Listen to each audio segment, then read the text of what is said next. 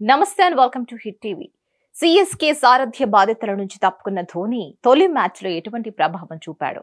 కొత్త కెప్టెన్ గైక్వాడ్ కు సూచనలు ఏమైనా చేశాడా? హోమ్ గ్రౌండ్ లో ధోనికి ఎటువంటి ఆదరణ లభించింది?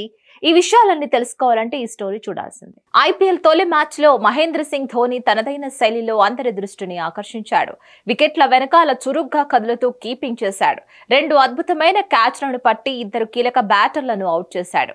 అదేవిధంగా ఇన్నింగ్స్ చివరి బంతికి అనురాగ్ రావత్ ను రన్అట్ కూడా చేశాడు. మ్యాచ్ ఆరంభం నుంచి ఎంతో కూల్ గా ఉన్న ధోని కొత్త కెప్టెన్ కు తన పూర్తి సహకారం అందించాడు. సరైన సమయంలో సరైన సలహాలు కూడా ఇచ్చాడు. కొత్త సారథికి మార్గదర్శిగా నిలిచాడు.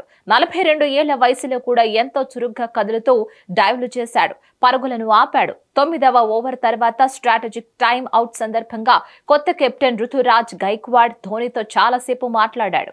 ఆ సందర్భంగా ధోని తన కెప్టెన్ కు విలువైన సలహాలు కూడా ఇచ్చాడు. గైక్వాడ్ కు ధోని సలహాలు ఇస్తున్న వీడియో వైరల్ అయింది. వారిద్దరి మధ్య జరిగిన సంభాషణ ఆధారంగా నెటిజన్లు వివిధ రకాలుగా స్పందిస్తున్నారు. సిఎస్కే మాజీ ఆటగాడు ఎస్ బద్రీనాథ్ ఈ విషయమై తనదైన శైలిలో స్పందించాడు. ఎంఎస్ ధోని ప్రస్తుతం సిఎస్కే జట్టుకు ఫీల్డింగ్ కెప్టెన్ అంటూ అభివర్ణించాడు. తన ట్విట్టర్ ఖాతా ద్వారా ఈ కామెంట్ చేశాడు. మరిన్ని అప్డేట్స్ కోసం stay tune to hit TV. Hit TV presents like, share, comment. TV వాళ్ళకు కూడా నేను ఒక సర్ప్రైజ్ ఇద్దాం అనుకుంటున్నాను. మీరు మాత్రమే జెస్సీ ఎందుకు అయ్యారు? ఇలాంటి అమ్మాయిలకి పిలవడానికి బాగుంటుంది.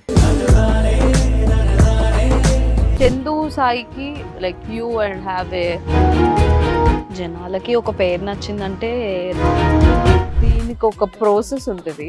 ఎందుకు బాక్స్ డైరెక్ట్‌గా వెళ్ళిపోదాం. ఏదైనా ఒకటి మర్చిపోయినావా నువ్వు? మర్చిపోయినా మేడం. ఏం మర్చిపోయారు?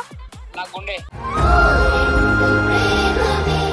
ఏదో ఆ టైంకి మన సుడి బాగుంటే ఎవరన్నా చూపింటే రాయగలం కానీ డోర్ టు డోర్ సేల్స్ చేసేవాళ్ళు. శారీ వస్తుంది, శారీలో వెనకాల కట్టుకుని